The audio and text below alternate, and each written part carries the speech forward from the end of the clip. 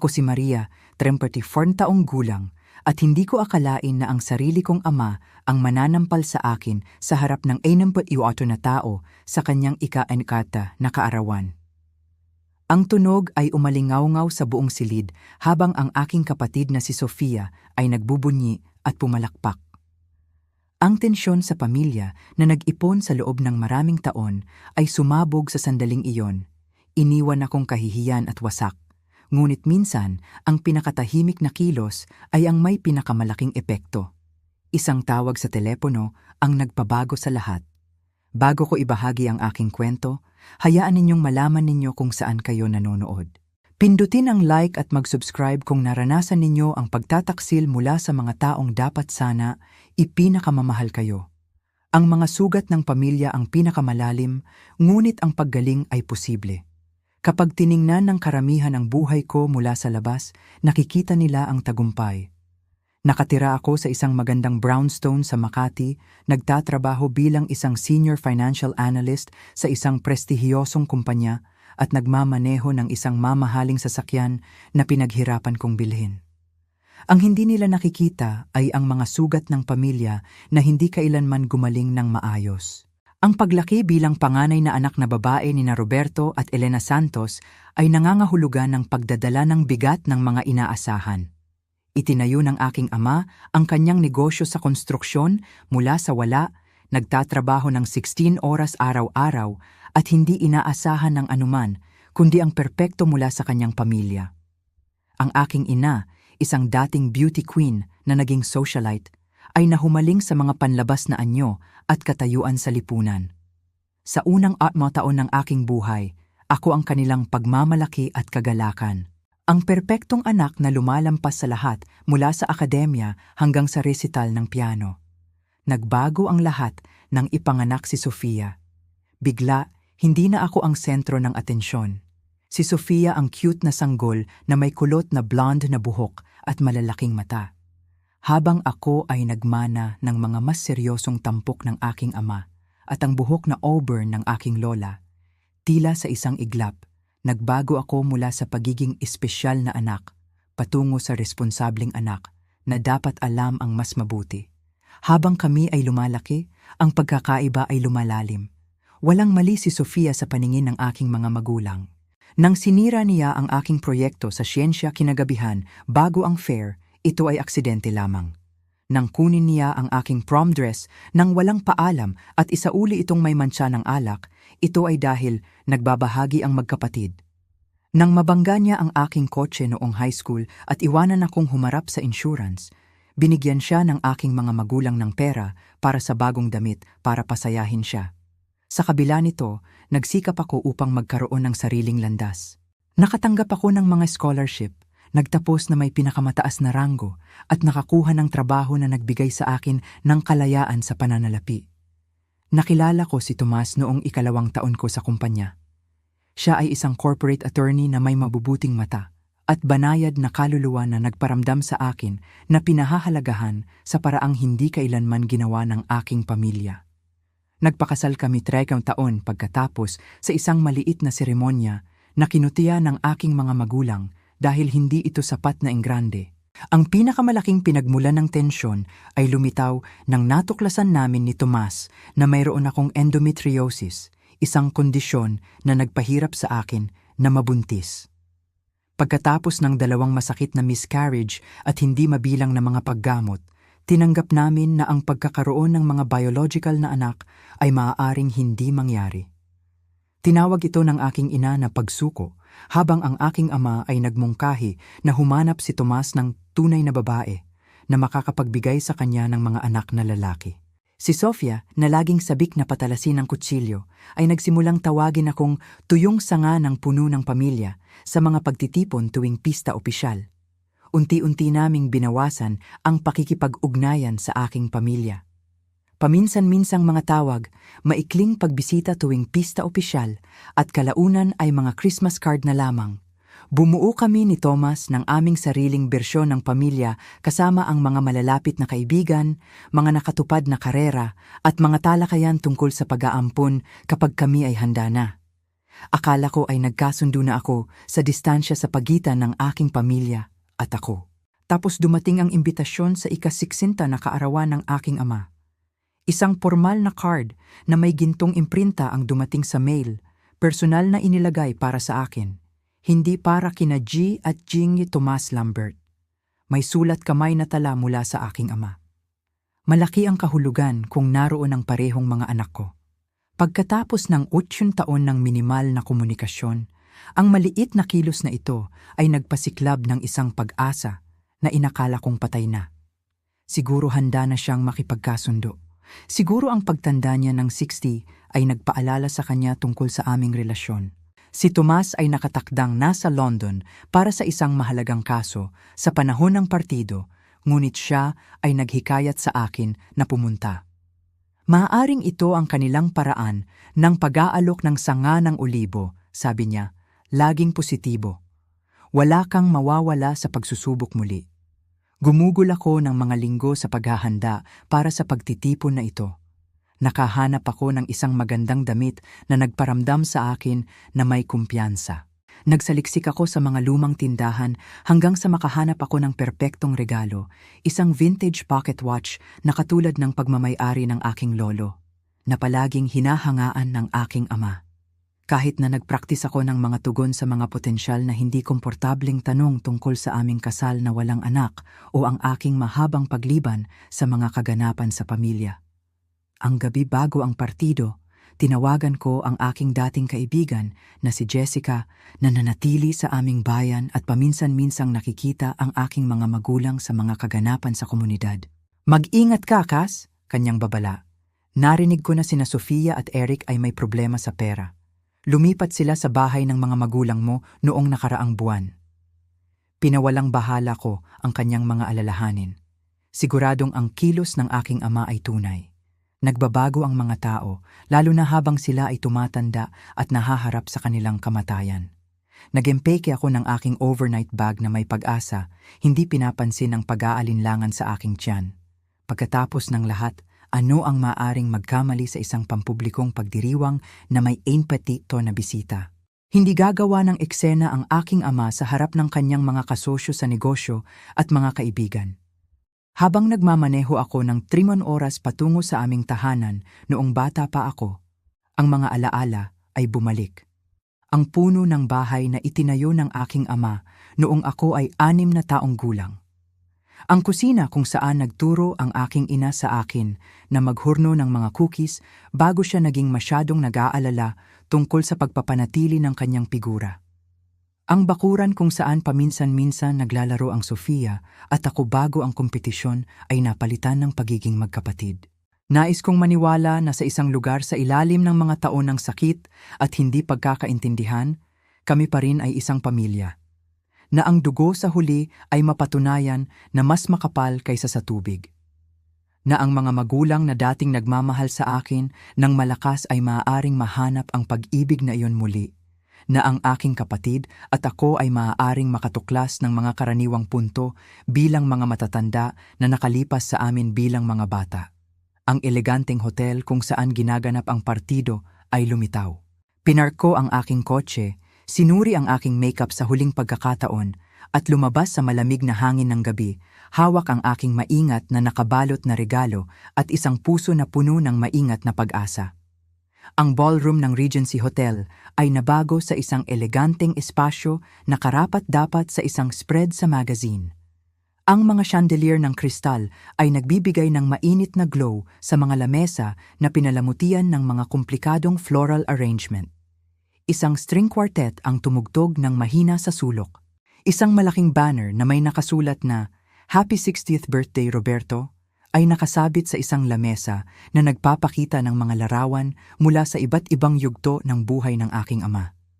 Napansin ko na ang mga larawan, kasama ako, ay kapansin-pansing wala. Nakita ako ng aking ina, si Elena Santos, ay pinapanatili pa rin ang kagandahang nanalo sa kanya ng mga pageant crown noong kabataan niya, bagaman ngayon sa tulong ng mga mamahaling pamamaraan at mga skincare routine na sinusunod ng relihiyoso. Ang kanyang ngiti ay humigpit nang makita niya ako. Hindi ganap na naaabot ang kanyang mga mata. Maria, dumating ka nga pala. Lumapit siya para halikan ako sa pisngi, maingat na hindi masira ang kanyang makeup. Nasaan si Thomas? Abuso na naman sa pamilya. Nagpapadala siya ng paghingi ng paumanhin. May mahalaga siyang kaso sa London. Paliwanag ko, sinusubukang panatilihin ang aking composure. Nais niya talagang narito. Maginhawa, ang kanyang tugon, ang kanyang tono ay nagpapahiwatig na hindi siya naniniwala sa akin. Nandyan ang iyong ama kasama ang mga Johnson, dapat mong batiin siya. Lumapit ako sa mga tao, tumatango sa mga pamilyar na mukha at nagpapakilala sa mga hindi ko kilala. Ilang tao ang nagulat nang marinig nila ang pangalan ko na parang hindi sila makapaniwala na nandito ako. Isang matandang babae ang humawak sa aking braso at bumulong. Napakalakas mo upang ipakita ang iyong mukha pagkatapos ng lahat. Bago ko pa siya matanong kung ano ang ibig niyang sabihin, nakita ko ang aking ama. Si Roberto Santos ay nagkokontrol ng atensyon sa anumang silid, at ngayong gabi ay walang pagbubukod.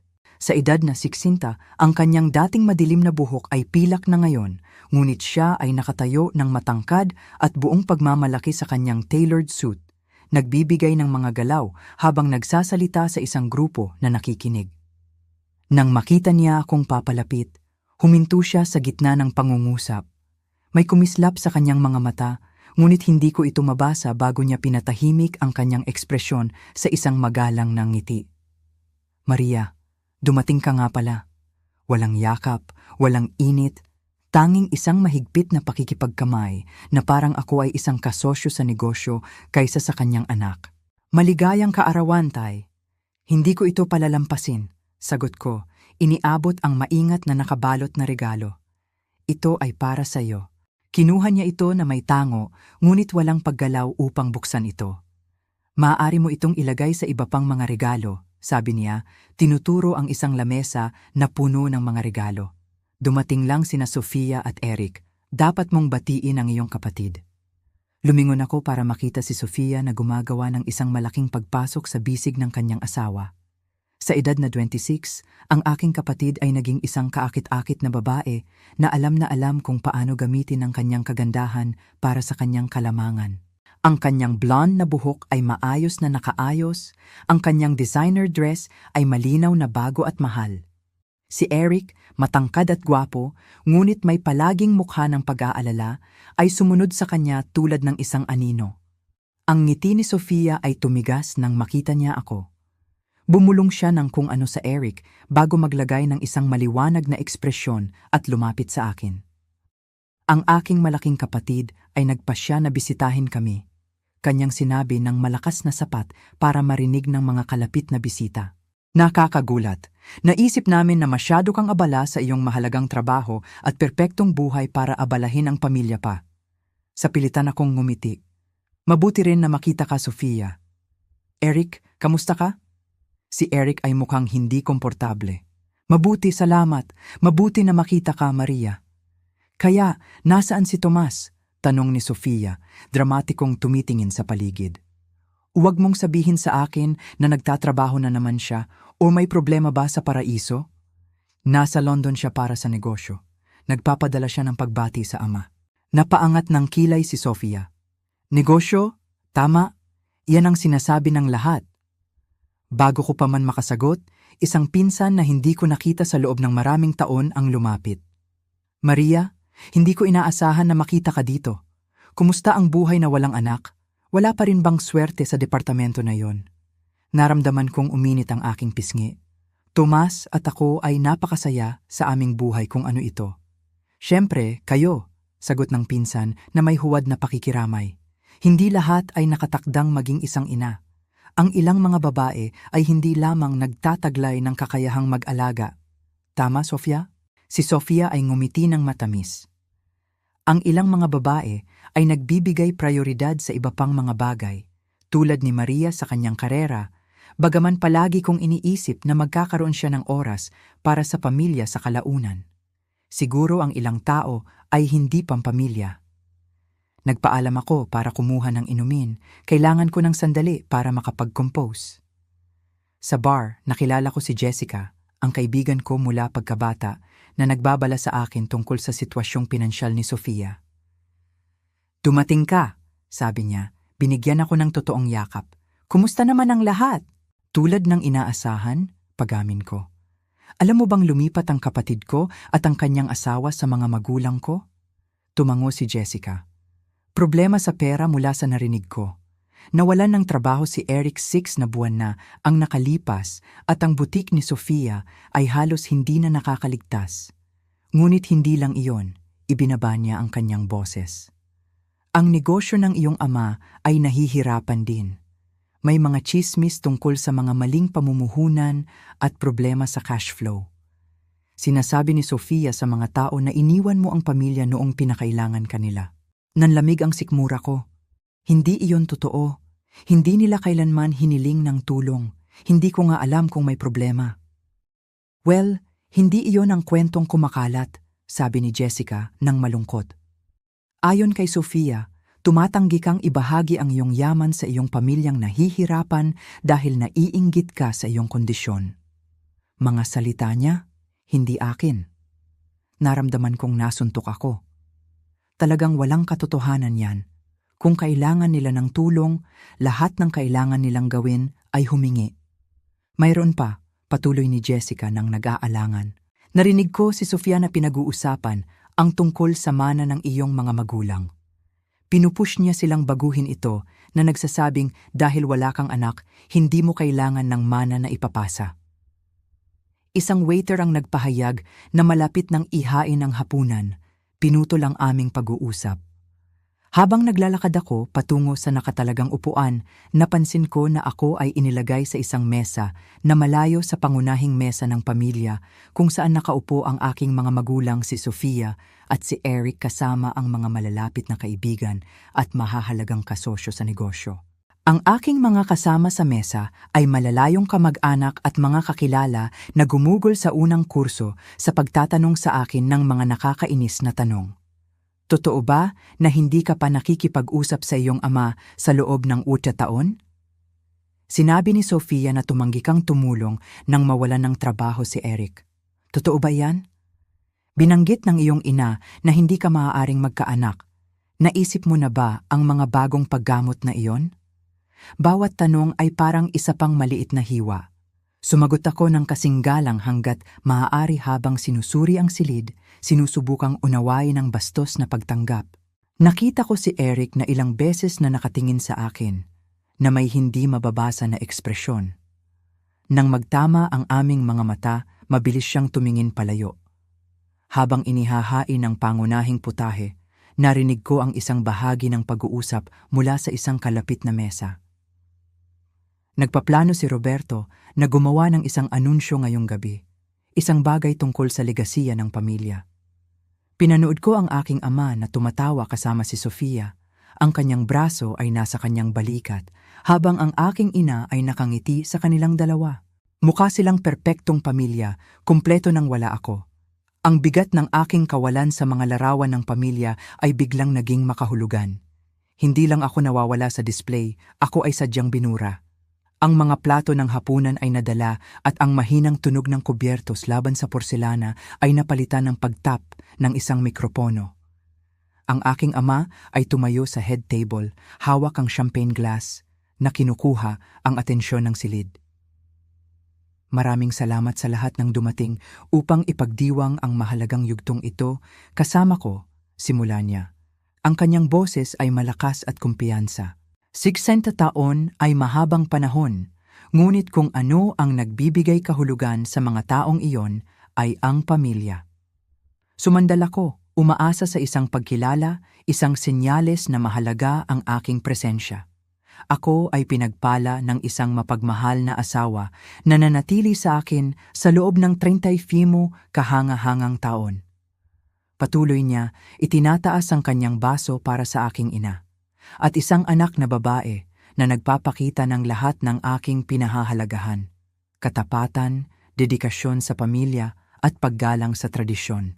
Bumilis ang tibok ng puso ko hanggang sa mapagtanto kong direkta siyang nakatingin kay Sofia na nakangiting sumasagot sa kanya. Walang banggit tungkol sa pangalawang anak na babae. Walang pagkilala sa aking pag-iral, kahit na nakaupo lamang ako ng 6 metro ang layo sa kanya. Si Sofia at Eric ay naging isang napakalaking suporta, lalo na sa ilang mga hamon sa negosyo kamakailan, ang sabi pa ng aking ama. Kinakatawan nila ang hinaharap ng pamilyang ito, at sana sa lalong madaling panahon ay bibigyan nila tayo ng mga apo upang ipagpatuloy ang pangalan ng Santos. Sa mga salitang ito, ang aking ina ay halos nagniningning sa pag-asa, inaabot upang pisilin ang kamay ni Sofia. Anumang araw na lang, sabi niya sa mikropono, na nakakakuha ng mga tawa mula sa mga tao. Ang katotohanan na si Sofia ay hindi pa buntis ay tila hindi mahalaga, ang pag-asa at pagdiriwang ng mga potensyal na apo.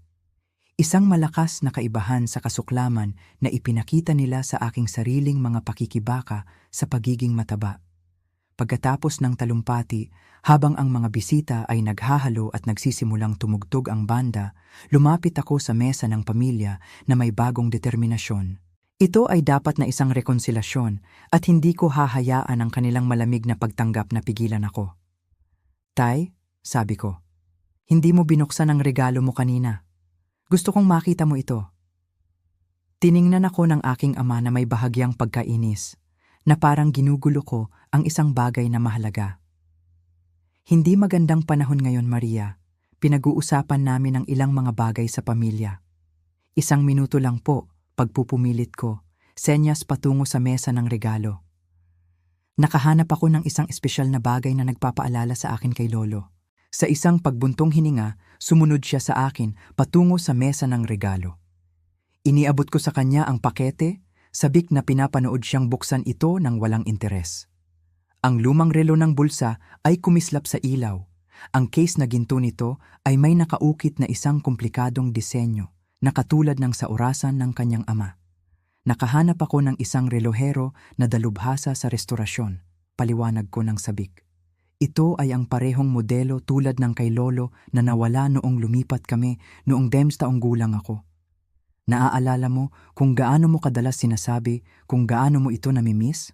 Sinuri ng aking ama ang relo sa maikling panahon bago ibalik ito sa kahon. Maayos, sabi niya, nang walang emosyon, ngunit hindi praktikal. Sino pa bang gumagamit ng mga relo ng bulsa ngayon?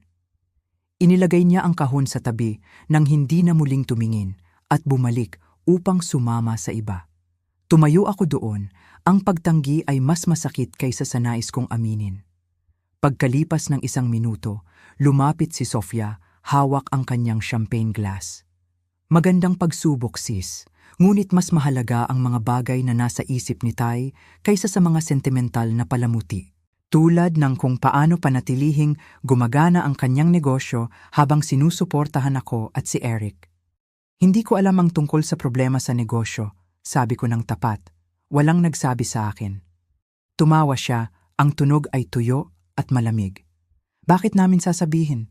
Malinaw mong sinabi maraming taon na ang nakalilipas na hindi mo nais na makisalamuha sa pamilyang ito. Ngayon na nahihirapan si Tay, bigla kang nagpakita ng mga regalo at inaasahan na lahat ay mapatawad. Hindi iyan patas, pagtutol ko. Inimbita ako. Pribadong tinanong ako ni Tay na pumunta. Pakiusap, Sofia scoffed. Pinilit ni Nanay na imbita ka para sa hitsura.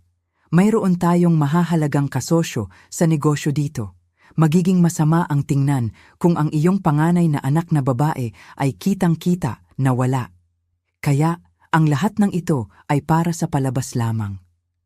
Ang pagkilala ay masakit kaysa sa inaasahan ko. Gumising ka, Maria. Palaging para sa palabas ang lahat sa iyo, sabi niya. Ang perpektong anak na nakatakas, nagtayo ng kanyang magarbong buhay at hindi nagmamalasakit kung nahihirapan ang kanyang pamilya. Yumuko siya, ang kanyang boses ay bumaba sa isang bulong. Sige na, gaano nakalaki ang halaga mo ngayon? Kumikita ng malaki ang iyong kumpanya, hindi ba? At si Thomas ay siguradong kumikita ng malaki bilang isang corporate attorney, hindi ba? Ang implikasyon ay malinaw. Kung kailangan ng ama ko ng tulong sa pananalapi, maaari niya itong itanong ng direkta sa akin. Hindi papayagan ng kanyang pagmamalaki ang iyon. Bukod pa rito, bakit pa niya kailangang magtanong? Ang isang mabuting anak na babae ay dapat mag-alok ng hindi pinipilit. Uminom siya muli ng champagne, pinapanood ako mula sa itaas ng kanyang baso. Ngunit hindi ka pa naging mabuting anak na babae, hindi ba? Habang si Sofia ay naglalakad palayo, natagpuan ko ang sarili ko na nakaharap sa aking ina, na tila nakarinig ng bahagi ng aming pag-uusap. Palagi kang may talento sa paglikha ng drama, Maria, sabi niya na may mahigpit ng ngiti. Ang gabi na ito ay tungkol sa pagdiriwang ng iyong ama, hindi sa pag-uulit ng mga lumang hinaing. Hindi ako sumusubok na lumikha ng drama. Pinagtanggol ko ang aking sarili. Gusto ko lang makipag-ugnayan muli sa aking pamilya. Muling makipag-ugnayan. Pagkatapos ng 8 taon ng minimal na komunikasyon, pagkatapos tanggihan ang bawat pagtatangka naming isama ka sa mga kaganapan sa pamilya, inayos niya ang kanyang mamahaling kwintas, isang nerbiyosong gawi na nagawa niya sa loob ng mahabang panahon. Pinili mo ang iyong landas. Pinili mo ang karera kaysa sa pamilya, kalayaan kaysa sa tradisyon. Hindi ka maaaring basta na lamang pumasok kapag ito ay maginhawa. Hindi iyan ang nangyari, inay. Alam mong hindi iyan totoo. Ang alam ko, sabi niya, ang kanyang boses ay tumitigas, ay ang iyong kapatid ay narito na sumusuporta sa iyong ama sa mahihirap na panahon habang ikaw ay wala na, naglalaro bilang isang babaeng karera. Naiintindihan ni Sofia ang tungkulin ng pamilya. Isinantabi niya ang kanyang sariling mga pangangailangan upang makatulong na mapanatili ang legasiya ng Santos. Bago ko pa man makasagot, naputol ako ng isang lumang kaibigan ng pamilya, si G. Reynolds, na nakakilala sa aking ama mula pa noong kolehiyo. Maria, mabuti na makita ka pagkatapos ng lahat ng oras na ito. Ang iyong ama ay tiyak na nasasabik na magkaroon ng parehong mga anak na babae dito ngayong gabi. Napasikip ang mukha ng aking ina. Kung maaari ninyo kaming paumanhin, George, kailangan kong kausapin ang caterer tungkol sa cake. Habang mabilis siyang umalis, binigyan ako ni G. Reynolds ng isang pakikiramay. Tensyon na mataas ngayong gabi, nakikita ko. Ang iyong ama ay napilitan ng maraming pressure kamakailan. Kaya, naiintindihan ko, sagot ko. Kahit na ito ang unang pagkakataon na narinig ko ito. Mukha siyang nagulat. Talaga? Akala ko alam mo. Ang negosyo ay nahihirapan sa loob ng ilang taon na ngayon. Mayroong maling proyekto ng pagpapalawak pagkatapos ang kaso mula sa Henderson Development. Kailangang kumuha ni Roberto ng pangalawang mortgage sa bahay para lamang makabayad ng sahod noong nakaraang quarter. Ang impormasyong ito ay nagpagulat sa akin. Ang tahanan ng pamilya ay ng aking lola. Ipinasa sa aking ama na may pag-unawa na mananatili ito sa pamilya sa loob ng maraming henerasyon. Ito ay kung saan ako lumaki, kung saan ang lahat ng aking mga alaala sa pagkabata ay nakaugat. Ang ideya na ito ay ginagamit para sa mga utang sa negosyo ay hindi maiisip. Hindi ko alam na ganito kaseryoso, pag-amin ko. Sa pagitan natin, patuloy ni G. Reynolds, ibinaba ang kanyang boses. Narinig ko na si Sofia ay pinipilit siya na ibenta ang bahay ng buo. Siya at ang kanyang asawa ay may paningin sa isang condo development sa downtown. Mas moderno, mas kaunting pagpapanatili at magpapalaya ito ng kapital para kay Roberto upang mamuhunan sa pagbabalik ng negosyo. Ibenta ang bahay ng aking lola. Ang ideya mismo ay tila isang paglabag. Ang bahay na iyon ay hindi lamang ari-arian. Ito ang aming pamana, puno ng kasaysayan ng pamilya Santos sa maraming henerasyon. Ito ang isang lugar na palagi kong iniuugnay sa katatagan at pagiging permanente. Habang nagpapatuloy ang gabi, pinanood ko si Eric na nakikipag-usap ng malalim sa ilang mga kasosyo sa negosyo ng aking ama. Hindi tulad ni Sofia na lumilipad mula sa grupo patungo sa grupo na ginagampanan ang kaakit-akit na hostess, si Eric ay mukhang seryoso at nakatuon. Sa isang punto, nakita ko siyang nagpapakita ng isang bagay sa kanyang telepono sa isang matandang lalaki na nakilala ko bilang bangkero ng aking ama. Pareho silang tumatango na may malubhang ekspresyon. Natagpuan ako ulit ni Jessica malapit sa dessert table. Huwag kang tumingin ngayon, bulong niya. Ngunit ang iyong pamilya ay mayroong isang uri ng pagpupulong sa tabi ng mesa ng regalo. Patuloy silang tumitingin sa iyo. Nagbigay ako ng diskretong sulyap sa direksyong iyon upang makita ang aking ama, ina, Sofia at Eric sa tila isang matinding diskusyon. Tulad ng sinabi ni Jessica, paminsan-minsan silang tumitingin sa aking direksyon. Ang kanilang mga ekspresyon ay mula sa pagkainis ng aking ama hanggang sa halos hindi maitatagong pagkamuhi ni Sofia. Sa tingin ko malalaman ko na kung ano talaga ang tungkol sa gabing ito, sabi ko. Isang pakiramdam ng pangitain ang bumalot sa akin na parang isang mabigat na balabal. Dumating ang sandali kasama ang seremonyal na pagputol ng birthday cake. Tumayo ang aking ama sa harap ng isang 3 antas na obra maestra na pinalamutian ng mga golf club na fondant at mga motif ng negosyo, isang patunay sa kanyang mga paboritong buhay. Nagtipon ang mga bisita sa paligid, mga smartphone na nakataas upang makuha ang sandali. Nanatili ako sa gilid ng karamihan, hindi sigurado sa aking lugar sa ritual ng pamilya na ito. Pagkatapos ng mga obligadong litrato at pag-awit ng happy birthday, ang aking ama ay humuhuni at tinatapik ang kanyang champagne glass para sa atensyon. Ang silid ay tumahimik, lahat ng mga mata ay nakatuon sa lalaki ng okasyon. Bago natin tangkilikin ang kahangahangang cake na ito, anunsyo niya, nais kong samantalahin ang pagkakataong ito upang ibahagi ang ilang balita sa lahat sa inyo, ang aking pinakamalapit na mga kaibigan at pamilya. Huminto siya. Ang kanyang paningin ay lumilipad sa silid, ngunit maingat na iniiwasan ang sulok kung saan ako nakatayo. Gaya ng alam ng ilan sa inyo, ang mga nakaraang taon ay nagdala ng mga hamon sa aking negosyo at sa ating pamilya. Ngunit ang mga hamon ay mga pagkakataon para sa paglago at kalinawan, para sa pag-unawa kung ano talaga ang mahalaga. Ang aking ina ay lumipat upang tumayo sa tabi niya, sinundan ni Sofia at Eric na bumubuo ng isang perpektong tablo ng pamilya na nagbubukod sa akin.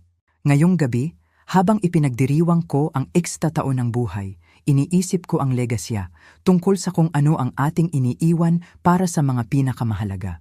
Inilagay niya ang kanyang braso sa balikat ni Sofia.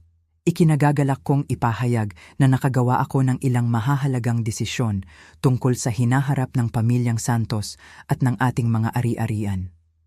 Isang katahimikan ang bumalot sa karamihan. Naramdaman kong bumilis ang tibok ng puso ko, ang babala ni Jessica ay bumalik sa aking isipan.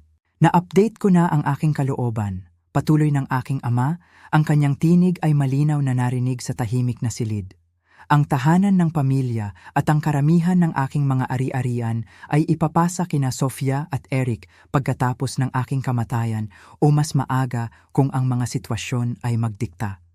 Nagsimulang maging ripple ang mga gasp at bulungan sa mga manonood. Ilang tao ang tumingin sa akin, ang kanilang mga ekspresyon ay mula sa pagkabigla hanggang sa awa hanggang sa malupit na pag-usisa. Ang desisyong ito ay hindi ginawa ng basta-basta, dagdag ng aking ama. Ngunit ito ay nagpapakita kung saan nakasalalay ang tunay na hinaharap ng pamilyang ito. Sina Sofia at Eric ay nanatili sa amin sa mahihirap na panahon. Nauunawaan nila ang halaga ng pamilya, katapatan at suporta, at kung gugustuhin ng Diyos, sa lalong madaling panahon ay bibigyan nila tayo ng mga apo upang ipagpatuloy ang pangalang Santos. Ang implikasyon ay malinaw. Ang aking pagiging baog ay ginawa akong hindi karapat-dapat sa mana sa kanyang paningin. Naramdaman ko ang isang bugso ng init na tumatakbo sa aking mukha, ang kahihiyan at galit na naglalaban upang mangibabaw. Tay, sabi ko, ang aking tinig ay sa paanuman matatag sa kabila ng damdamin na nagkakagulo sa loob ko. Maaari ba nating pag-usapan ito ng pribado, pakiusap? Lahat ng mata ay tumingin sa akin. Ang ekspresyon ng aking ama ay tumigas. Walang pag-uusapan, Maria. Ang desisyon ay nagawa na. Sa tingin ko ay mayroon pa. Pagpupumilit ko, lumilipat sa gitna ng karamihan. Ang bahay ng lola ay dapat na manatili sa pamilya. Malinaw siya tungkol diyan sa kanyang kalooban. At mananatili ito sa pamilya, Siya ay sumagot, kasama si Sofia na talagang pinahahalagahan ng mga tradisyon at koneksyon ng pamilya. Hindi ito tungkol sa mga tradisyon ng pamilya, sabi ko, nahihirapang panatilihin ang aking boses na antas. Ito ay tungkol sa pera. Ginagamit mo ang bahay bilang isang financial asset na sumasalungat sa lahat ng nais ng lola.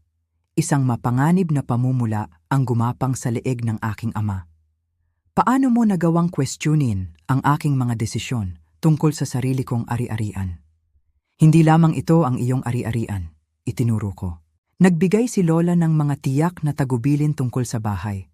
Ito ay dapat na ipasa sa mga henerasyon, hindi ibenta kapag maginhawa. Sapat na. Ang boses ng aking ama ay umaling-awngaw sa ballroom. Nawala mo ang anumang karapatan sa isang opinyon tungkol sa mga bagay sa pamilya kapag pinili mong lumayo sa amin. Kapag pinili mo ang iyong karera kaysa sa mga obligasyon ng pamilya. Kapag nabigo ka sa pinakapangunahing tungkulin ng pagpapatuloy ng linya ng pamilya. Ang nakakagulat na katahimikan ay bumalot sa silid. Tumayo ako ng nakapako, nasasaktan sa kalupitan ng kanyang mga salita, ngunit determinado na hindi ito ipakita. Hindi iyan patas, sa wakas ay nagawa kong sabihin. Ang kondisyon ko sa medikal ay hindi pagpipilian o kabiguan. Ang kondisyon mo ay isang dahilan lamang. Ang aking ina ay nag-interject. May mga pagpipilian sa paggamot. Hindi ka lamang sumubok ng sapat dahil ang mga bata ay makakasagabal sa iyong mahalagang karera. Nagkaroon ako ng 2 miscarriage, sabi ko. Ang aking boses ay halos hindi marinig. Sinubukan namin ang lahat ng inirekomenda ng mga doktor. Hindi lahat, ang sabi ni Sofia na may ngisi. Ang ilang mga babae ay nilikha lamang para mag-alaga ng mga pamilya. Ang iba, ang kalikasan ay may paraan ng pagpili kung sino ang dapat magpasa ng kanilang mga genes. Ang kaswal na kalupitan ng kanyang pahayag ay nagpagulat sa akin. Ito ba ang dahilan? Iniisip mo bang hindi ako karapat-dapat sa mana dahil hindi ako makapanganak? Ito ay tungkol sa kung sino ang nakatuon sa pamilyang ito. Ang aking ama ay sumagot. Sino ang magpapatuloy sa pangalan at legasya ng Santos? Ako ay isang Santos. Pagpupumilit ko, lumalapit sa kanya. Dahil lamang sa hindi ko ginugugol ang aking buhay, ayon sa inyong mga inaasahan, ay hindi na ako ang iyong anak. Ang nangyari pagkatapos ay napakabilis na halos wala akong oras upang mapagtanto ito. Ang mukha ng aking ama ay nagalit. Ang kanyang kamay ay sumugod at ang matalim na tunog ng kanyang palad na tumama sa aking pisngi ay umalingawngaw sa mga nakakagulat na ballroom. Ang lakas ng sampal ay nagpadala sa akin na natitisod pabalik. Ang aking kamay ay lumilipad sa aking nagbabagang pisngi sa pagkabigla. 18 katao ang nakasaksi sa aking ama na sinampal ako. 88 katao ang nakakita sa akin na inaatake ng pisikal sa isang pagdiriwang na dapat ay isang pagdiriwang. 88 katao ang nakarinig ng gasp na lumabas sa aking labi at nakita ang mga luha na agad na tumulo sa aking mga mata. Ngunit ang pinakamasama ay darating pa. Sumabog si Sofia sa papuri, aktwal na pinalakpak ang kanyang mga kamay na may saya sa aking kahihiyan. Tama iyan, Tay. Ilagay siya sa kanyang lugar. Lumingon siya upang sagutin ang nagulat na karamihan. Ibigay mo sa amin ang bahay, wala kang anak. Ano ang gagawin mo dito? Kanino mo ito ipapasa? Sa mga pusa mo. Ang tawa ng aking ina ay sumali. Isang mataas, malutong na tunog na pumuputol sa hindi komportableng katahimikan na bumalot sa iba pang mga bisita. Ikaw ay isang walang saysay na basura ng Santos DNA lamang, dagdag niya. Ang kamandag sa kanyang tinig ay hindi mapag-aalinlanganan. Hindi bababa sa naiintindihan ni Sofia ang kanyang tungkulin sa pamilya. Tumayo ako doon, isang kamay na nakalapat sa aking nagbabagang pisngi, nararamdaman na parang ang sahig ay maaaring magbukas at lunukin ako ng buo. Ang silid ay tila umikot ng bahagya, mga mukha ay lumabo sa paligid ko habang ang buong epekto ng nangyari ay lumubog. Ang aking sariling ama ay sinampal ako. Ang aking kapatid ay nagbunyi. Ang aking ina ay tumawa. lahat sa harap ng 12 ng mga saksi na ngayon ay nakatayo sa hindi komportabling katahimikan, hindi handang makialam sa malinaw na pagbagsak ng isang pamilya. Ang sakit ng sampal ay wala kumpara sa emosyonal na sugat na dulot ng kanilang pinagsamang pag-atake. Hindi ito isang biglaang pagbugso, na pagtanto ko na may lumalagong kalinawan. Ito ay pinlano, marahil mula sa sandaling nagpadala sila ng imbitasyon. Isang pampublikong kahihiyan na idinisenyo upang ilagay ako ng matatag sa aking lugar at bigyang katwiran ang aking disinheritance sa kanilang social circle. Sa pamamagitan ng ulap ng pagkabigla at sakit, napansin ko si Eric na hindi komportabling gumagalaw sa tabi ni Sofia. Ang kanyang ekspresyon ay nababagabag habang siya ay nakatingin sa sahig, tumatanggi na makipagkita sa mata ng sinuman. Ilang mga bisita ang nagsimulang bumulong sa isa't isa at ang ilan ay nagtungo pa sa mga labasan, hindi handang maiugnay sa isang pangit na eksena. "Roberto, iyon ay lubos na hindi kinakailangan," sabi ng isang matandang lalaki na nakilala ko bilang dating kasosyo sa negosyo ng aking ama. "Ang karahasan ay hindi kailanman katanggap-tanggap, lalo na laban sa iyong sariling anak na babae." "Huwag kang makialam dito, Harold," ang aking ama ay sumalubong. "Ito ay isang bagay ng pamilya." "Isang bagay ng pamilya? Pinili mong gawing publiko?" Si Harold ay sumagot, lumilipat upang tumayo sa tabi ko. "Okay ka lang ba, mahal ko?" Bago ako makasagot, sumulong si Sofia na inilalagay ang kanyang sarili sa pagitan namin. "Oh, pakiusap. Bahagya lamang itong nahawakan." Si Maria ay palaging dramatikong. Marahil ay gagamitin niya ito upang gumanap ng biktima sa loob ng 8 taon na pagliban. Nahanap ko sa wakas ang aking tinig kahit na ito ay bahagyang nanginginig. Nagpunta ako dito ngayong gabi na umaasa na makipagkasundo. Akala ko ang imbitasyon ay nangangahulugan na gusto mong pagalingin ang ating relasyon. Nakikita ko na ngayon na hindi iyon ang intensyon. "Makipagkasundo?" Ang aking ama ay tumawa. "Ano pa ang dapat makipagkasundo? Ginawa mo ang iyong mga pagpipilian noong matagal na, Maria. Pinili mo ang iyong landas at ngayon ay nahaharap ka sa mga kahihinatnan. Ang bunga ng hindi pagkakaroon ng anak ay ang pagiging ibinaba."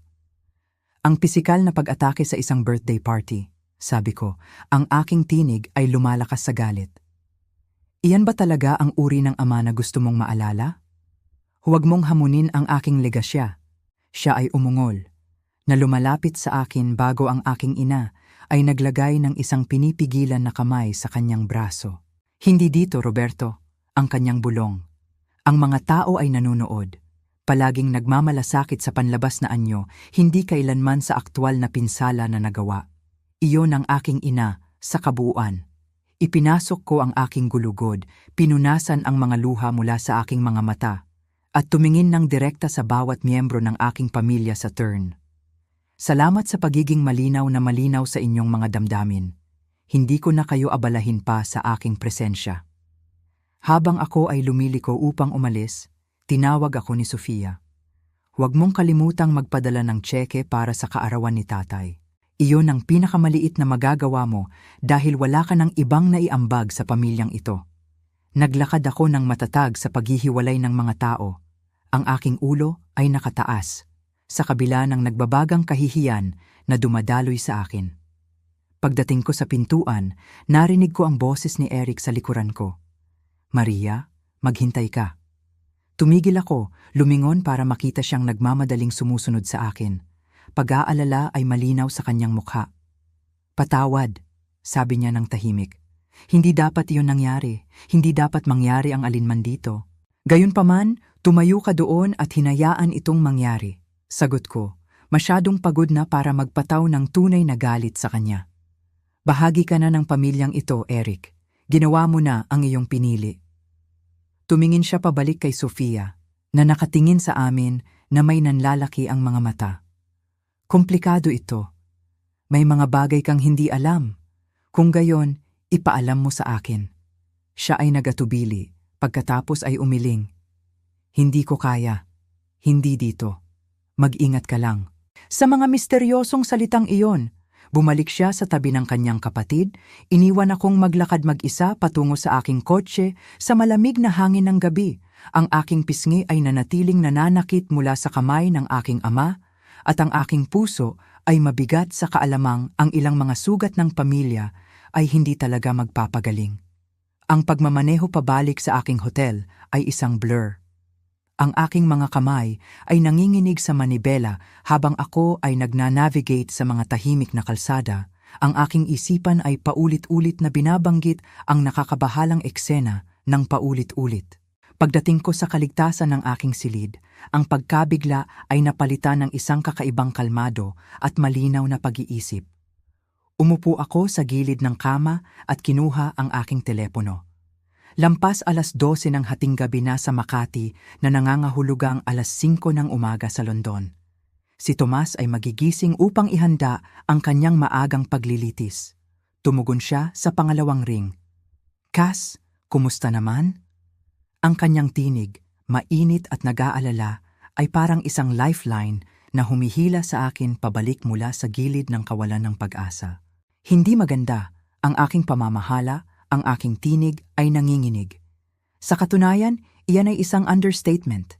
Ito ay isang kalamidad. Isinalaysay ko ang mga kaganapan sa gabi mula sa malamig na pagtanggap hanggang sa pampublikong anunsyo at ang nakakabigla na sampal na nagpaiwan pa rin sa aking pisngi na nasusunog sa kahihiyan. Nakinig si Thomas nang hindi pumipigil bagaman. Maaari kong marinig ang kanyang paghinga na nagbabago habang ang aking kwento ay unti-unting nabubuksan. Nagiging mas kontrolado sa paraang ginagawa niya kapag siya ay malalim na nagagalit, ngunit sinisikap na manatiling propesyonal. Sinampal ka niya, sabi niya sa wakas. Ang kanyang tinig ay mapanganib na tahimik. Sa harap ng lahat. Oo. At nagbunyi si Sofia. Talagang pumalakpak at nagbunyi si Thomas, ang sarili kong kapatid. Iyon ay assault. Maaari tayong magsampa ng kaso, sabi niya. Ang abogado sa kanya kaagad na kumikilala sa mga implikasyon ng batas. Ayokong magsampa ng kaso laban sa aking ama, ang aking pagbuntong hininga. Ang nais ko ay maunawaan kung paano naging ganito kalala ang mga bagay at bakit sila desperado na alisin ako ng ganap. Tahimik si Thomas sandali. Ito ay hindi lamang tungkol sa mga lumang hinaing sa pamilya o sa iyong kawalan ng kakayahang magkaanak. May iba pa talagang nangyayari. Ang bahay, ang mga pagbabago sa kalooban, ang babala ni Eric, ang mga problema sa pananalapi sa negosyo. Lahat ay tumuturo sa isang bagay na mas malaki. Ang kanyang mga salita ay nag-trigger ng isang alaala. Isang bagay na nagmumulto sa likod ng aking isipan. Teka, mayroon pa. Maraming taon na ang nakalilipas bago kami ikasal, noong paminsan-minsan akong tumutulong sa aking ama sa bookkeeping ng negosyo, nakakita ako ng ilang mga hindi pagkakapare-pareho. Hindi ko naisip ang mga ito bilang mga error sa accounting, ngunit lagi kong pinaghihinalaan na may higit pa doon. Anong uri ng mga hindi pagkakapare-pareho? Tanong ni Thomas, ang kanyang tinig ay tumitigas sa propesyonal na interes. Mga paglilipat sa mga account na hindi ko kinikilala. Mga pirma sa mga dokumento na hindi eksaktong tumutugma. Nakakita ako ng isang dokumento na may mukha ng aking pirma, ngunit hindi ko ito pinirmahan. Tumigil ako, nag-iisip. Nang kumprontahin ko si tatay, nagalit siya. Sinabi niya na ako ay paranoid, at na dapat kong pagkatiwalaan siyang pangasiwaan ang negosyong itinayo niya bago pa man ako makakuha ng aking magarbong degree sa pananalapi. Maria, sabi ni Tomas ng dahan-dahan, iyan ay parang potensyal na forgery. Kung ginamit ng iyong ama ang iyong pangalan o pirma nang walang pahintulot. Iniisip mo ba na ginamit niya ang aking pagkakakilanlan para sa ilan sa kanyang mga transaksyon sa negosyo? Ang ideya ay kapwa nakakabigla at nakalulungkot na kapanipaniwala. Posible. At kung ang mga transaksyong iyon ay hindi ganap na nasa itaas ng board, ito ay magpapaliwanag sa desperasyon na ilayo ka. Ito rin ang magpapaliwanag kung bakit sila nakatuon sa bahay. Kung ang negosyo ay nabibigo Ang ari-arian na iyon ay maaaring ang kanilang huling makabuluhang asset. Kiniskis ko ang aking mga templo, nararamdaman ang isang sakit ng ulo na bumubuo. Ngunit ang bahay ay ng aking lola. Malinaw ang kalooban niya tungkol dito na manatili sa pamilya sa loob ng maraming henerasyon. Hindi ito mabibili ni tatay. May paghinto sa linya. Cass, mayroon ka bang kopya ng kalooban ng iyong lola? Hindi. Lahat ay pinangasiwaan ng abogado ni tatay pagkatapos siyang pumanaw. Ako ay 22 taong gulang lamang noon, nagtatapos ng aking degree. Pinagkatiwalaan ko si tatay na pangasiwaan ito ng maayos. Sa tingin ko kailangan nating makita ang kalooban na iyon, sabi ni Tomas nang may desisyon. Kung ang mga intensyon ng iyong lola para sa bahay ay kasing tiyak ng iyong pag-alala, maaaring mayroong mga legal na proteksyon na hindi maaaring baliwalain ng iyong ama, anuman ang sinasabi ng kanyang bagong kalooban. Ang mga simula ng isang plano ay nagsimulang mabuo sa aking isipan. Kailangan kong gumawa ng ilang mga tawag. Simula kay Jessica, baka mayroon siyang mga koneksyon sa county clerk's office. At dapat kong kausapin si Harold, dating kasosyo sa negosyo ni tatay na nagtangkang tumayo para sa akin ngayong gabi. Magandang pag-iisip. At Cass, huwag mo nang harapin ang iyong pamilya muli ng walang suporta. Ang nangyari ngayong gabi ay lumalagpas sa linya. Hindi na ito tungkol sa nasasaktang damdamin lamang. Ito ay potensyal na tungkol sa pandaraya. Pagkatapos tapusin ang tawag kay Tomas, humiga ako sa kama ng hotel. Ang aking isipan ay umiikot. Ang pampublikong kahihiyan na ipinataw ng aking pamilya ay nanatiling masakit, ngunit ito ay mabilis na nalampasan ng lumalaking hinala na may isang tunay na korap na nangyayari sa loob ng aking pamilya.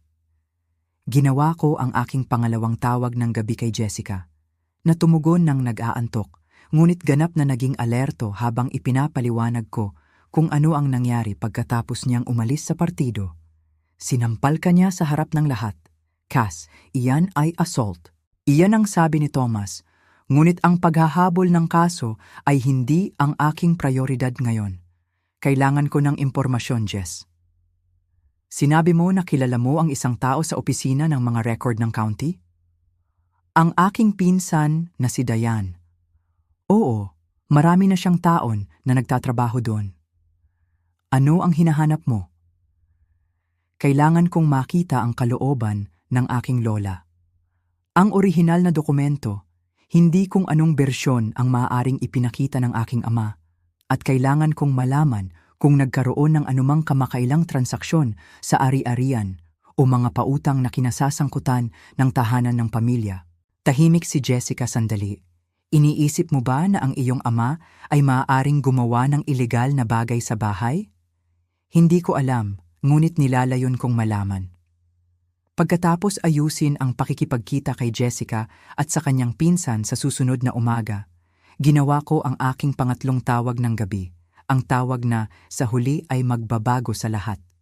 Si Harold Reynolds, ang dating kasosyo sa negosyo ng aking ama, ay nagbigay sa akin ng kanyang business card. Ilang taon na ang nakalipas na may tagubilin na tumawag kung sakaling kailanganin ko ang anumang bagay. Napanatili ko ito sa lahat ng oras sa pamamagitan ng maraming pagbabago ng wallet at pag-upgrade ng telepono, maingat na inililipat ang impormasyon sa pakikipag-ugnayan sa bawat pagkakataon. Tumugon siya sa ika-4 na ring, ang kanyang tinig ay magaspang sa pag-aantok. Harold Reynolds. G. Reynolds, si Maria Santos po ito, anak ni Roberto. Humingi ako ng paumanhin sa pagtawag ng ganito kalaliman. Maria, maayos ka lang ba? Malaki ang eksena kanina.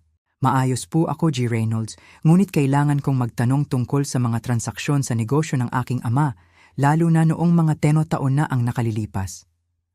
Nagkaroon ng mahabang paghinto. Mas mabuti pang pumunta ka sa bahay ko bukas ng umaga, 7:30, bago ako pumunta sa golf course. May mga bagay na hindi dapat pag-usapan sa telepono. Sa gabing iyon, halos hindi ako nakatulog. Sa halip, ginamit ko ang aking mga kasanayan sa financial analyst upang suriin ang anumang pampublikong talaan na maaari kong ma-access online tungkol sa Santos Construction at iba pang mga interes sa negosyo ng aking ama. Ang aking natagpuan ay nakakabahala. Ang kumpanya ay patuloy na bumabagsak sa loob ng maraming taon na may ilang mga proyekto na nagtatapos sa mga ligasyon at mga kasunduan na dapat ay nagkakahalaga ng isang kapalaran. Nagkaroon din ng ilang mga kahina-hinalang transaksyon sa ari-arian at mga pautang sa negosyo na hindi gaanong makatuwiran mula sa isang pananaw sa pananalapi. Sa umaga, nagkaroon ako ng mas malinaw na larawan ng kaguluhan na nilikha ng aking ama, bagaman maraming mga piraso ang nawawala pa rin. Nagbihis ako ng maingat sa isang propesyonal na kasuotan, isang uri ng baluti para sa laban na darating at nagmaneho patungo sa kahangahangang tahanan ni Harold Reynolds sa tabi ng lawa. Bumati siya sa akin na may malubhang ekspresyon at inakay ako sa kanyang home office nang walang maliliit na usapan. Kapag kami ay nakaupo na may kape, siya ay nagpunta sa punto.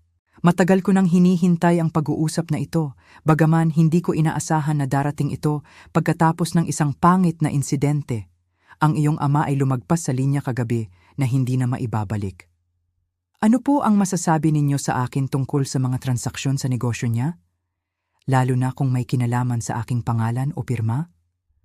Mabigat na bumuntong hininga si Harold. Naghinala ako na, mga 8 taon na ang nakalilipas. Sa panahon kung kailan nagkaaway kayo ng iyong ama, natuklasan ko ang ilang mga irregularidad sa kung paano pinunduhan ang ilang mga proyekto. Ang iyong ama ay lumikha ng isang subsidyary na kumpanya na ginamit upang masiguro ang mga pautang at iwasan ang ilang mga kinakailangan sa regulasyon. Ang mga papeles ay naglilista sa iyo bilang isang partner at co-signer. Nanlamig ang dugo ko. Hindi ko kailanman pinirmahan ang ganong bagay. Hindi ko rin akalain na pinirmahan mo.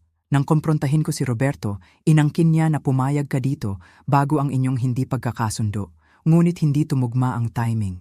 Iyon ang dahilan kung bakit ko winakasan ang aming partnership. Hindi ko maaaring iugnay ang sarili ko sa kung ano ang mukhang pandaraya, kahit na ito ay isinasagawa ng isang tao na itinuring kong kaibigan sa loob ng 30 taon. Mayroon ka bang mga kopya ng alinman sa mga dokumentong iyon? Tanong ko.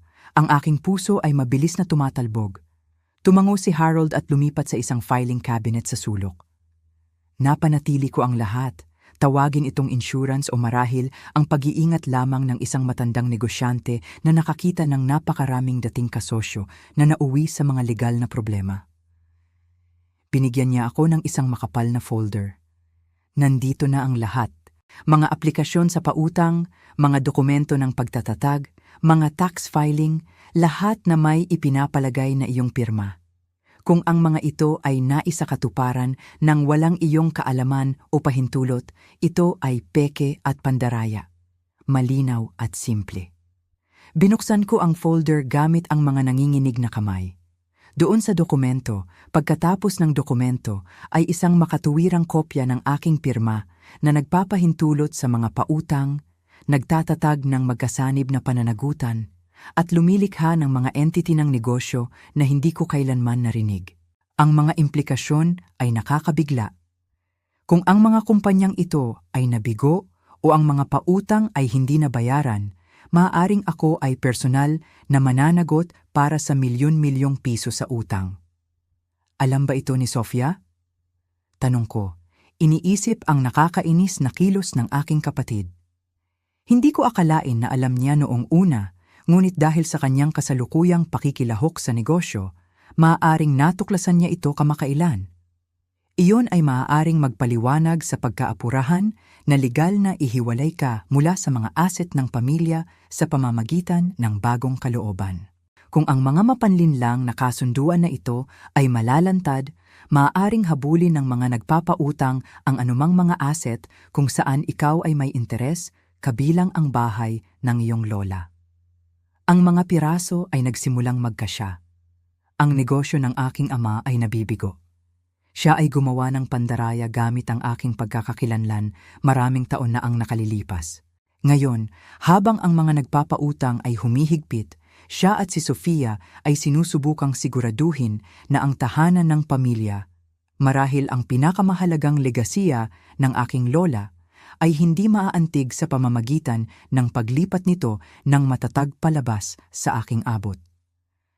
Kailangan kong makita ang kalooban ng aking lola, sabi ko sa aking sarili kaysa kay Harold. Kung nag-iwan siya ng mga tiyak na tagubilin tungkol sa bahay, nagawa niya, kumpirma ni Harold na nagpagulat sa akin. Si Eleanor ay kaibigan ko rin. Naaalala mo? Malinaw niyang sinabi na ang bahay ay ipapasa sa kanyang mga apo ng pantay at mananatili sa pamilya sa loob ng hindi bababa sa 3 henerasyon. Si Roberto ay basta na lamang tagapangasiwa, hindi ang may-ari. Ang paghahayag na ito ay nagbago ng lahat. Kung ang sinabi ni Harold ay totoo, ang aking ama ay walang legal na karapatang ibenta ang bahay o ilipat ito ng buo kay Sofia. Higit pa rito, bilang isang apo ni Eleanor Santos, mayroon akong legal na paghahabol na hindi mabubura ng bagong kalooban ng aking ama. Ginugol ko ang natitirang bahagi ng araw sa pagbuo ng aking kaso. Ang pinsan ni Jessica ay nagbigay ng mga kopya ng orihinal na kalooban at mga tala ng ari-arian na nagpapatunay sa pag-alala ni Harold. Ang bahay ay talagang hawak sa isang pampamilyang trust na may mga tiyak na probisyon na nagbabawal sa pagbebenta nito nang walang nagkakaisang pahintulot ng lahat ng mga benepisyaryo, kasama na ako. Nag-hire ako ng isang lokal na pribadong investigador na inirekomenda ni Thomas upang mangalap ng karagdagang impormasyon tungkol sa kasalukuyang estado ng mga negosyo ng aking ama at ang pakikilahok ni Sofia. Sa gabi, nagkaroon ako ng mas malinaw na larawan kung gaano desperado ang kanilang sitwasyong pinansyal. Sa paggabay ni Thomas sa pamamagitan ng telepono, kumonsulta ako sa isang lokal na abogado na dalubhasa sa batas ng mana at mga kaso ng pandaraya.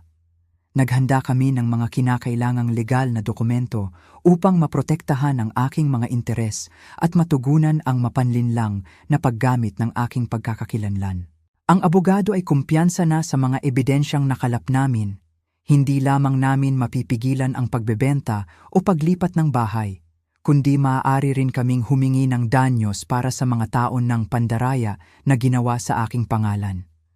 Habang bumababa ang gabi, ginawa ko ang isang huling tawag kay Eric, ang aking bayaw na nagpakita ng isang kislap ng konsensya sa partido.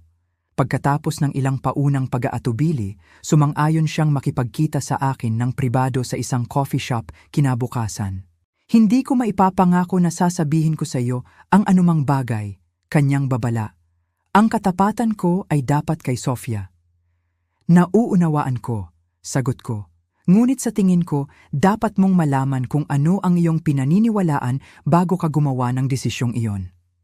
Kasama ang aking kaso na binuo at ang aking estratehiya ay nakalatag. Bumalik ako sa aking silid sa hotel at natulog ng mahimbing sa unang pagkakataon mula nang dumating ako sa bayan. Ang pampublikong kahihiyan na ipinataw ng aking pamilya ay nanatiling masakit, ngunit ito ay mabilis na nalampasan ng lumalaking hinala na may isang tunay na korap na nangyayari sa loob ng aking pamilya. Ginawa ko ang aking pangalawang tawag ng gabi kay Jessica na tumugon ng nagaantok, ngunit ganap na naging alerto habang ipinapaliwanag ko kung ano ang nangyari pagkatapos niyang umalis sa partido. Sinampal kanya sa harap ng lahat. Cass, iyan ay assault. Iyon ang sabi ni Thomas, ngunit ang paghahabol ng kaso ay hindi ang aking prioridad ngayon. Kailangan ko ng impormasyon, Jess. Sinabi mo na kilala mo ang isang tao sa opisina ng mga record ng county? Ang aking pinsan na si Diane. Oo, marami na siyang taon na nagtatrabaho doon. Ano ang hinahanap mo? Kailangan kong makita ang kalooban ng aking lola. Ang orihinal na dokumento, hindi kung anong bersyon ang maaaring ipinakita ng aking ama, at kailangan kong malaman kung nagkaroon ng anumang kamakailang transaksyon sa ari-arian o mga pautang na kinasasangkutan ng tahanan ng pamilya. Tahimik si Jessica sandali. Iniisip mo ba na ang iyong ama ay maaaring gumawa ng ilegal na bagay sa bahay? Hindi ko alam, ngunit nilalayon kong malaman. Pagkatapos ayusin ang pakikipagkita kay Jessica at sa kanyang pinsan sa susunod na umaga, ginawa ko ang aking pangatlong tawag ng gabi. Ang tawag na sa huli ay magbabago sa lahat. Si Harold Reynolds, ang dating kasosyo sa negosyo ng aking ama, ay nagbigay sa akin ng kanyang business card. Ilang taon na ang nakalilipas na may tagubilin na tumawag kung sakaling kailanganin ko ang anumang bagay. Napanatili ko ito sa lahat ng oras sa pamamagitan ng maraming pagbabago ng wallet at pag-upgrade ng telepono. Maingat na inililipat ang impormasyon sa pakikipag-ugnayan sa bawat pagkakataon. Tumugon siya sa ika-4 na ring, ang kanyang tinig ay magaspang sa pag-aantok. Harold Reynolds. G. Reynolds, si Maria Santos po ito, anak ni Roberto. Humingi ako ng paumanhin sa pagtawag ng ganito kalaliman. Maria, maayos ka lang ba? Malaki ang eksena kanina. Maayos po ako, G. Reynolds. Ngunit kailangan kong magtanong tungkol sa mga transaksyon sa negosyo ng aking ama, lalo na noong mga taon na ang nakalilipas. Nagkaroon ng mahabang paghinto. Mas mabuti pang pumunta ka sa bahay ko bukas ng umaga, 7:30, bago ako pumunta sa golf course. May mga bagay na hindi dapat pag-usapan sa telepono. Sa gabing iyon, halos hindi ako nakatulog. Sa halip, ginamit ko ang aking mga kasanayan sa financial analyst upang suriin ang anumang pampublikong talaan na maaari kong ma-access online tungkol sa Santos Construction at iba pang mga interes sa negosyo ng aking ama. Ang aking natagpuan ay nakakabahala. Ang kumpanya ay patuloy na bumabagsak sa loob ng maraming taon na may ilang mga proyekto na nagtatapos sa mga ligasyon at mga kasunduan na dapat ay nagkakahalaga ng isang kapalaran. Nagkaroon din ng ilang mga kahina-hinalang transaksyon sa ari-arian at mga pautang sa negosyo na hindi gaanong makatuwiran mula sa isang pananaw sa pananalapi. Sa umaga, nagkaroon ako ng mas malinaw na larawan ng kaguluhan na nilikha ng aking ama. Bagaman maraming mga piraso ang nawawala pa rin.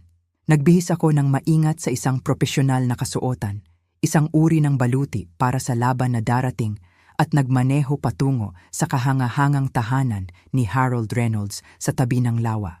Bumati siya sa akin na may malubhang ekspresyon at inakay ako sa kanyang home office nang walang maliliit na usapan. Kapag kami ay nakaupo na may kape, siya ay nagpunta sa punto. Matagal ko nang hinihintay ang pag-uusap na ito, bagaman hindi ko inaasahan na darating ito pagkatapos ng isang pangit na insidente. Ang iyong ama ay lumagpas sa linya kagabi na hindi na maibabalik. Ano ang masasabi mo sa akin tungkol sa kanyang mga kasanayan sa negosyo? Lalo na kung may kinalaman sa aking pangalan o pirma? Mabigat na bumuntong hininga si Harold. Naghinala ako na. Hindi ito tungkol sa pagkainggit, Sofia, sabi ko ng mahina. Ito ay tungkol sa mga legal na karapatan at sa totoo lang tungkol sa pandaraya. Pandaraya. Si Eric ay nagsalita sa unang pagkakataon na mukhang nababalisa. Anong pandaraya? Si Thomas ay sumulong, naglalagay ng karagdagang mga dokumento sa mesa ng kape. Natuklasan namin ang malawak na ebidensya na ginamit ni Roberto Santos ang pagkakakilanlan ni Maria nang walang kanyang kaalaman o pahintulot para sa mga layunin sa negosyo sa loob ng humigit kumulang 10 taon. Kabilang dito ang mga pekeng pirma sa mga dokumento ng pautang, mga papeles ng pagtatatag at iba't ibang mga instrumentong pampinansyal. Ang mukha ng aking ama ay naging mula sa maputla hanggang sa maputla. Iyon ay kasinungalingan. Sumang-ayon si Maria na tumulong sa negosyo maraming taon na ang nakalilipas. Sumang-ayon ba akong maging co-signer para sa isang 3 milyong pautang noong 2016? Tanong ko, itinuturo ang isa sa mga dokumento. O maging garantor para sa Riverside Development Project noong 2018. Nakatira ako sa Makati noon. Tay, hindi kita nakausap sa loob ng maraming taon. Paano ako maaaring sumang-ayon sa alinman dito? Lagi kang hindi nagpapasalamat, ang aking ama ay bumulong. Roberto, sabi ni Harold ng malubha, umalis ako sa ating partnership dahil pinaghihinalaan ko na ikaw ay nakikibahagi sa mga mapanlinlang na kasanayan. Hindi ako pumunta sa mga awtoridad noon dahil sa paggalang sa ating pagkakaibigan, ngunit nag-iwan ako ng mga kopya ng lahat. Walang pagtanggi sa iyong ginawa. Ano ang ginawa mo? Ang aking ina ay lumipat sa aking ama. Ang kanyang ekspresyon ay puno ng tunay na pagkabigla. Nagpalsipika ka ng pirma ng ating anak na babae. Ginamit mo ang pangalan niya nang walang pahintulot. Hindi ganoon. Ang aking ama ay mahinang nagprotesta. Ang negosyo ay nahihirapan. Kailangan ko ang mga pautang, ngunit ang aking kredito ay naubos na. Si Maria ay may mahusay na kredito at walang utang. Ito ay mga papeles lamang, isang formalidad. Hindi ko naisip na magiging mahalaga ito. Mahalaga iyan, si Brian ay matatag na nagsabi. Ang pagnanakaw ng pagkakakilanlan at pandaraya ay malubhang krimen. G. Santos. Ang mga institusyong pampinansyal na kasangkot ay magkakaroon ng isang malakas na kaso laban sa iyo na posibleng humantong sa mga kriminal na singil. Si Sofia, na hindi karaniwang tahimik sa mga paghahayag na ito, ay biglang bumalin kay Eric. Alam mo ito, hindi ba? Iyan ang dahilan kung bakit ka naging kakaiba, kamakailan, palaging isinasara ang iyong laptop kapag pumapasok ako sa silid. Tumatanggap ng mga tawag sa labas. Mukha si Eric na miserable. Nakakita ako ng ilang mga dokumento noong tinutulungan ko ang iyong ama sa aplikasyon ng refinancing noong nakaraang buwan. Sinabi ko sa kanya na kailangan naming maging malinaw, makahanap ng isang lehitimong paraan upang ayusin muli ang utang at ginagawa ko ito. Iyon ang dahilan kung bakit kailangan naming linawin ang kalooban, ilipat ng maayos ang bahay kay Sofia. Gamit ang bahay bilang collateral, maaari naming makuha ang bagong financing at bayaran ang mga lumang utang. Gamit ang pangalan ko, sabi ko ng mahina, na nagiiwan sa akin na may hawak ng bag kung may mali na namang mangyari. Hindi mo ito ginagamit, si Sofia ay nagalit. Nandoon ka sa iyong perpektong buhay na walang anak sa Makati habang kami dito ay nagsisikap na iligtas ang negosyo ng pamilya sa pamamagitan ng pandaraya. Si Thomas ay nag-interject, ang kanyang tono ay matalim. Sa pamamagitan ng pagpaplano na ibenta ang isang bahay na hindi iyo para ibenta. Sa pamamagitan ng publiko na pagpapahiya kay Maria kapag wala siyang ginawang mali. Isang hindi komportabling katahimikan ang bumalot sa silid. Sa wakas, ang aking ina ay nagsalita, ang kanyang tinig ay hindi karaniwang pinigilan. Ano ang mangyayari ngayon? Maghahabol ka ba ng mga singil? Nagpalitan ako ng tingin kay Thomas at Brian bago sumagot. Depende iyan sa kung ano ang mangyayari sa silid na ito ngayon. Kami ay handa na mag-alok ng isang solusyon na magpapanatiling pribado ang bagay na ito at potensyal na maiwasan ang mga proseso ng kriminal.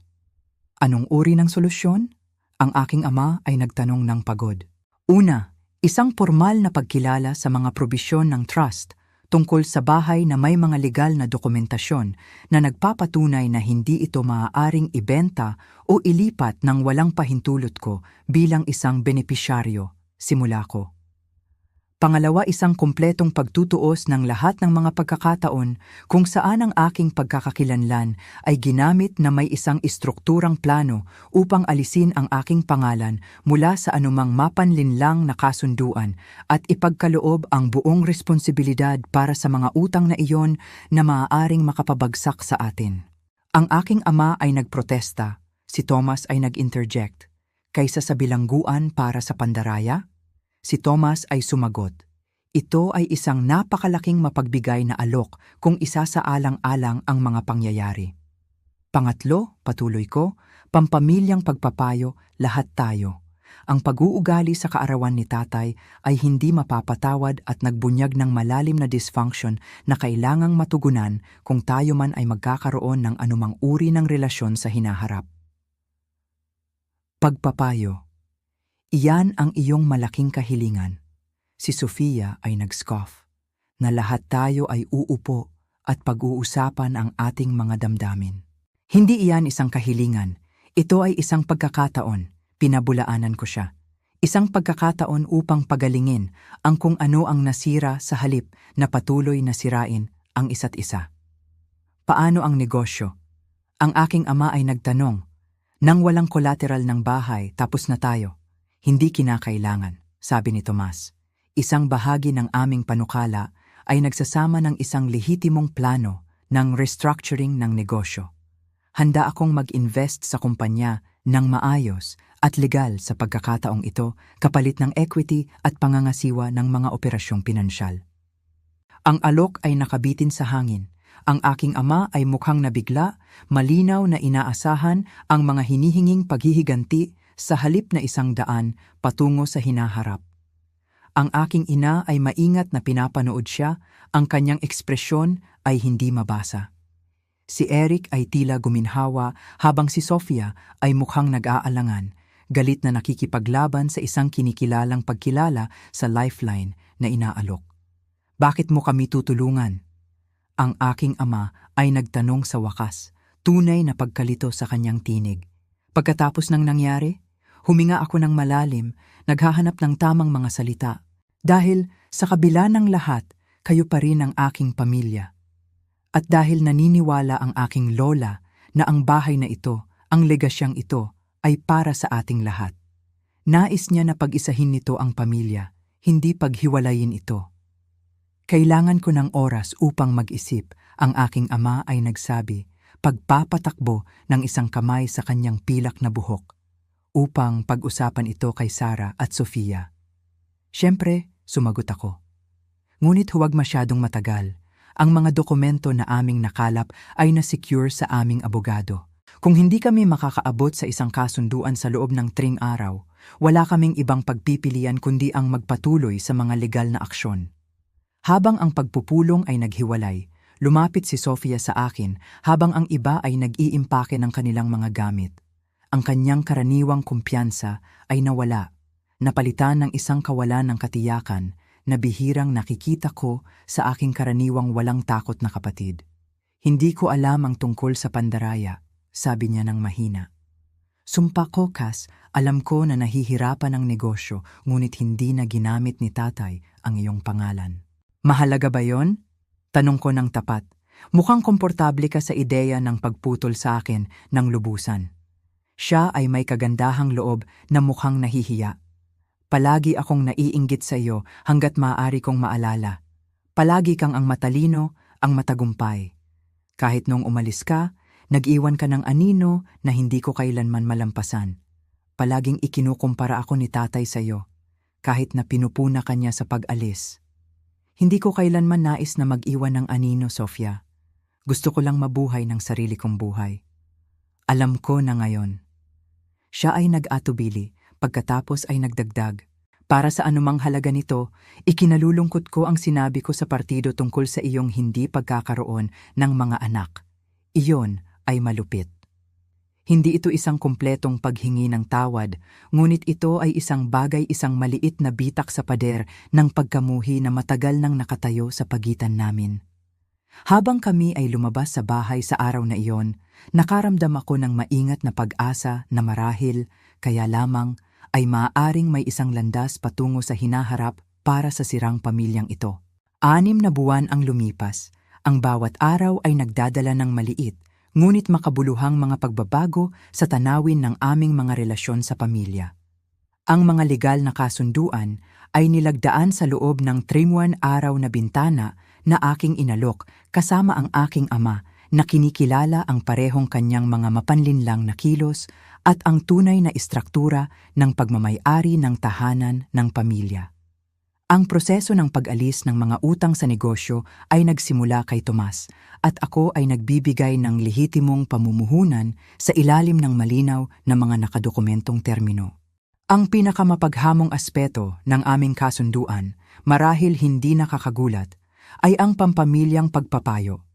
Ang mga unang ilang sesyon ay mga tensyon na pagpupulong na puno ng mga depensibong pagpoposisyon at mga lumang akusasyon.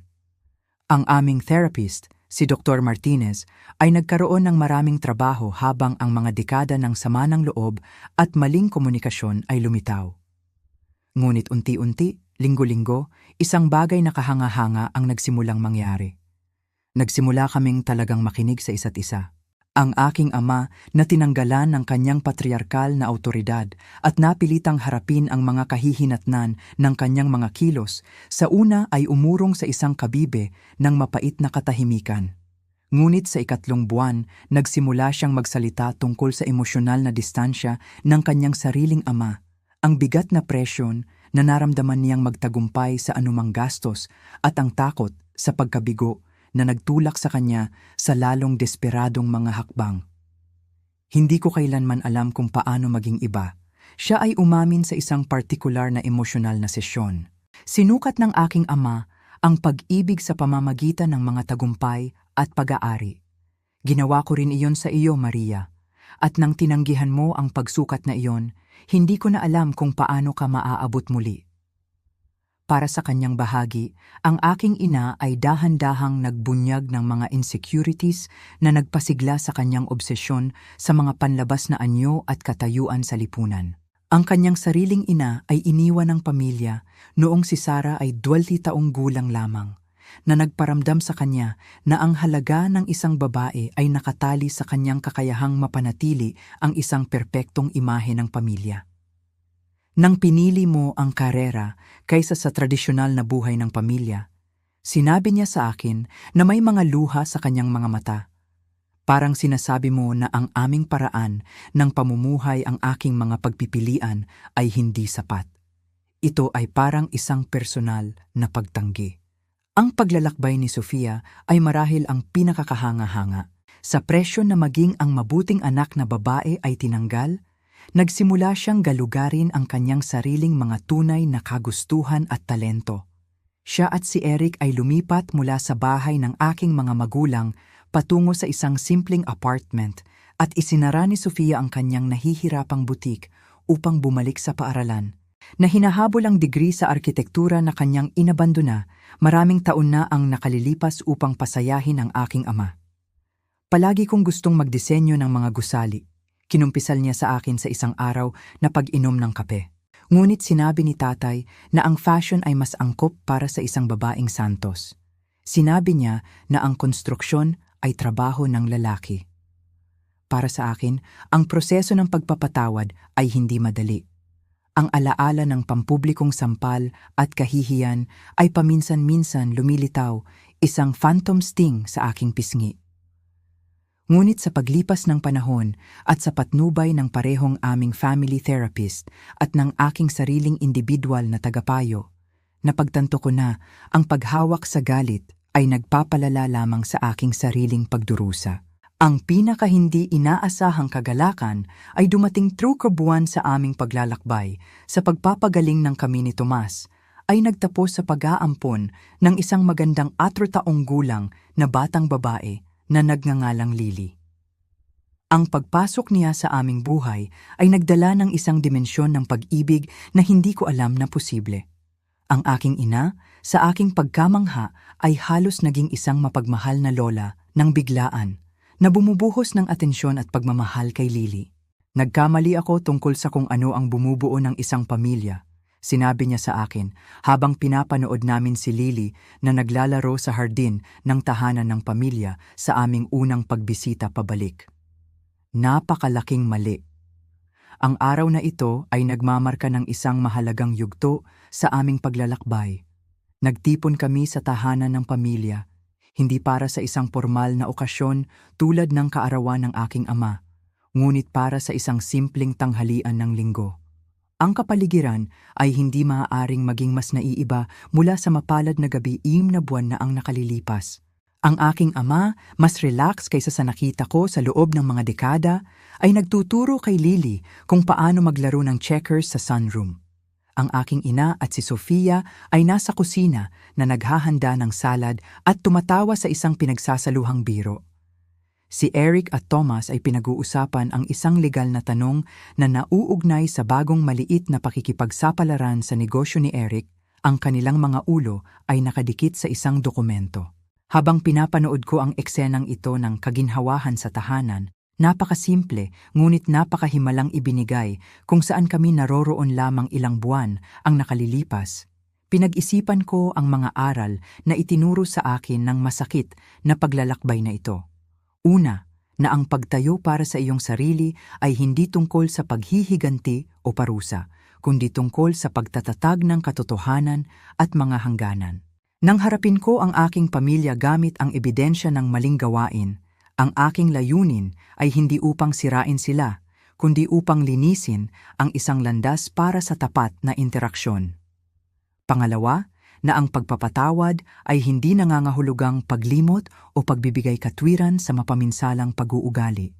Ito ay nangangahulugang pagpapakawala ng bigat ng sama ng loob na pangunahing nagpapabigat sa nagdadala nito. Hindi ko nakalimutan ang kahihiyan ng gabing iyon, ngunit pinili kong hindi ito ang magtatakda sa aking relasyon sa aking pamilya sa hinaharap. Pangatlo, at marahil ang pinakamahalaga, na ang pamilya ay hindi lamang tinutukoy ng dugo o ng ibinahaging DNA na ipinapasa sa mga susunod na henerasyon.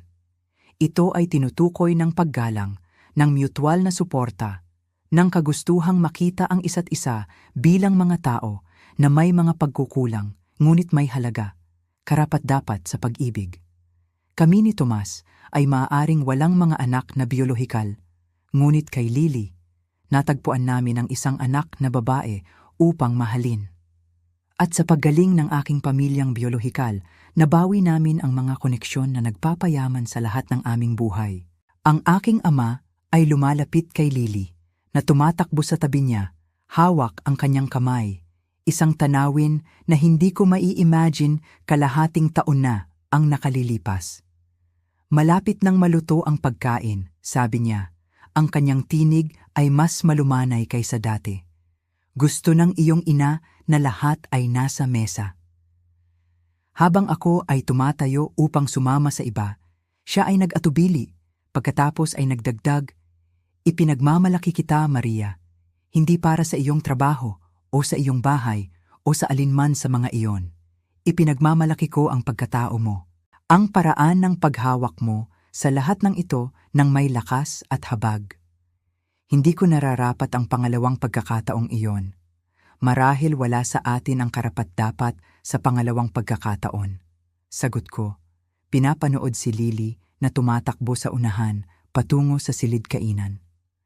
Ngunit nagpapasalamat ako na nakukuha pa rin natin ang mga ito. Sa paligid ng mesa, habang ipinapasa namin ang mga pinggan at nagbabahagi ng mga kwento, nakikita ko hindi ang perpektong pamilya na dating hinahangad ko, kundi isang bagay na mas mahalaga. Isang tunay na pamilya na may mga kinikilalang pagkakamali at tunay na pagsisikap na gumawa ng mas mabuti. Ang bahay sa paligid namin. Ang legasiya ng aking lola ay nanindigan bilang isang patunay hindi sa kayamanan o katayuan, kundi sa posibilidad ng paggaling sa maraming henerasyon.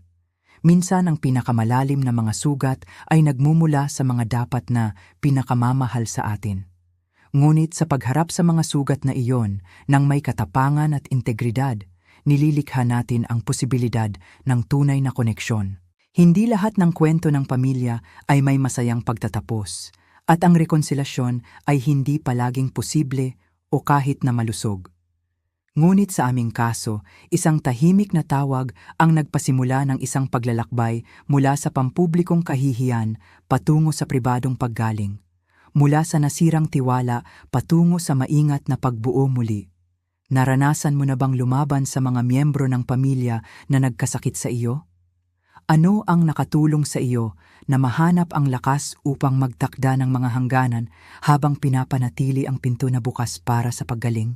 Ibahagi ang iyong mga karanasan sa mga komento sa ibaba. At kung ang kwentong ito ay nag-resonate sa iyo, mangyaring i-like, mag-subscribe, at ibahagi ito sa isang taong maaaring mangailangan na marinig na ang mga sugat ng pamilya, kahit na ang pinakamalalim ay hindi kailangang maging katapusan ng kwento. Salamat sa pakikinig. At tandaan na ang iyong halaga ay hindi natutukoy sa paraan ng pagtrato sa iyo ng iba, kundi sa katapangan at habag na iyong ginagamit sa paglalakbay sa mga pinakamapaghamong relasyon ng buhay.